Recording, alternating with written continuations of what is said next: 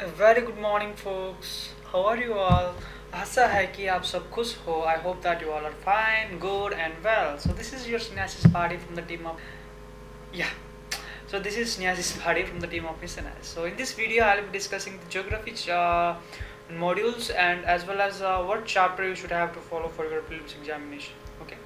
So for prelims examination point of view, you should have to follow all these things, all the stuffs you should have to follow. Unless and until you will not follow that, oh my god, you will not succeed. So let it be without wasting time. Let me move to the module 1 which is solar system net. So आप सभी को पता है कि 6th class से लेकर अभी तक जो भी पढ़ाई आप कर रहे हो वो सारा सोलर सिस्टम के बारे में, जो कि इक्लिप्स है, सोलर सिस्टम फंक्शनैलिटीज़ है, उसके बाद डिफरेंट कंसोलेशंस है, वो सारा आप 6th क्लास से लेकर अप टू 10th क्लास तक जो भी पढ़ाई आप कर रहे हो वो सारा ज्योग्राफी से रिलेटेड आएगा क्वेश्चन, जो कि एनसीईआरटी से. फिर अगर आपका ऑप्शनल बहुत ही अच्छा है ज्योग्राफी चैप्टर्स में, तो फिर आप ऑप्शनल भी पढ़ सकते हो 11th and 12th as a geography medium, as a humanities subject में. ठीक है, तो फिर देर नहीं करते हैं, जो कि आप मैं पॉइंट वाइज आपको नोट भी करूंगा कि आपका अंडरस्टैंडिंग भी बहुत अच्छी तरह हो सके. सो पहला है फर्स्ट नंबर पॉइंट, जो कि सोलर सिस्टम एंड अर्थ, जो कि मॉड्यूल 1 में आएगा.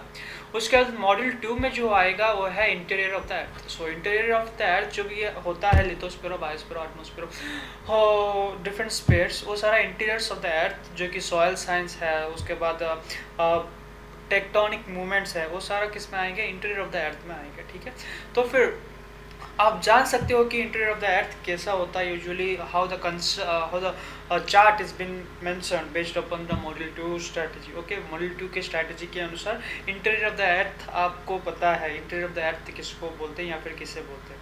तो फिर मॉड्यूल 3 जो है वो है movement of the earth. So movements of the earth जो कि होते हैं अर्थक्वेक्स होते हैं, नेचुरल डिजास्टर्स होते हैं, मीन्स जैसे कि जानते हैं, मीन्स कॉन्टिनेंटल स्पेयर्स होते हैं, कॉन्टिनेंटल बाउंड्रीज होते हैं, कितना लैटिट्यूड या फिर कितना आल्टीट्यूड्स में होते हैं, वो सारा किस में आते हैं, मूवमेंट ऑफ द अर्थ में आते हैं, जो कि 3rd नंबर पॉइंट में आता है.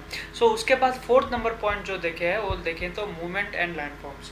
अगर देखें 6th क्लास से लेकर मैं रेफर करता हूँ लैंडफॉर्म्स. लैंडफॉर्म्स किसे बोलते हैं, डिफरेंट काइंड्स ऑफ, जैसे कि हम जान सकते हैं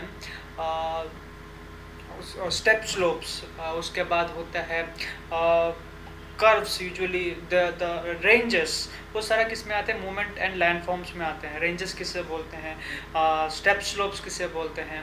उसके बाद different kinds of names which is been illustrated in movements of the landforms, जो कि मॉड्यूल 4 में आते हैं. ठीक है, so do not get confused about the modules as well as do not get confused about the syllabus of geography. Okay, so without wasting any time let me say about module 5. module 5 में क्या लिखा गया, फिर module 5 में क्या दिया गया है. Usually the atmosphere and temperature and distribution. जो एटमॉस्फेयर टेम्परेचर डिस्ट्रीब्यूशन, जो जैसे कि एक अंचल में बहुत ज़्यादा टेम्परेचर हो गया और एक दूसरे स्थान में बहुत कम टेम्परेचर हुआ या फिर वेरी लेस टेम्परेचर हुआ, तो फिर हम जान सकते हैं कि उससे कि उस क्षेत्र में उस टेम्परेचर बहुत ही ज़्यादा है, उस क्षेत्र में उस टेम्परेचर बहुत ही कम है. जैसे कि डेजर्ट हम ले सकते हैं, या फिर ज्योग्राफी में एवरग्रीन फॉरेस्ट भी ले सकते हैं, जो कि टेम्परेचर डिस्ट्रीब्यूशन, वो सारा इसमें आते हैं एटमॉस्फेयर एंड टेम्परेचर डिस्ट्रीब्यूशन, जो कि 5th नंबर पॉइंट में दर्शाया गया है.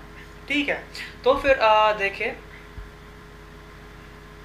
6th जो कि एटमॉस्फेयर सर्कुलेशन, जैसे कि the principles which is been followed in water cycle, वो सारा किस में आते हैं, एटमॉस्फेरिक सर्कुलेशन में आते हैं. उसके बाद एटमॉस्फेरिक फोनोमिना है, फोनोमिना जैसे कि थंडर, स्ट्रोम्स, किसके, नाइट्रोजन फिक्सेशन, सॉइल साइंस, वो सारा किस में आते हैं, एटमॉस्फेरिक फोनोमिनास में आते हैं. ठीक है, तो उसके बाद climatic classification. Usually climatic classification अगर देखें तो एक अंचल का क्लाइमेट, दूसरा अंचल का क्लाइमेट, तीसरा अंचल का क्लाइमेट, मॉडरेट, हाई, लो, उस प्रकार टेम्परेचर का मीन्स क्लासिफिकेशन होता है. सो टेम्परेचर का क्लासिफिकेशन कैसे होता है, क्लाइमेट चेंज की वजह से होता है. ठीक है, उसके बाद ओशियनोग्राफी, जो कि आप सभी को पता है, द स्टडी ऑफ ओशियंस.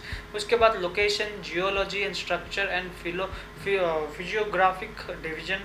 उसके बाद drainage system in India, drainage system कैसा है, गंगा वाटर ड्रेनेज सिस्टम के बारे में देखें तो, या फिर उसके बारे में डिस्कस भी करें तो हमको एक ही आएगा कि Ganga, the river Ganga usually कैसे वो वाटर मैनेजमेंट ट्रीटमेंट उस समय या फिर उस क्षेत्र में कैसे होता है. ठीक है, तो फिर आशा है कि आपको समझ आ गई होगा solar system interior of the earth, movements of the earth, उसके बाद मूवमेंट्स एंड लैंडफॉर्म्स, उसके बाद एटमॉस्फेयर एंड टेम्परेचर डिस्ट्रीब्यूशन, ठीक है। उसके बाद एटमॉस्फेरिक सर्कुलेशन और या फिर सर्कुलर या उसके बाद atmospheric phenomena, temperature, climatic classification, oceanography, location, geographical structure, physiographical division and drainage system. तो फिर 1 से लेकर 11 तक जो भी है वो सब आपको समझ आ गया होगा, जो कि मैं मानता हूँ, ठीक है।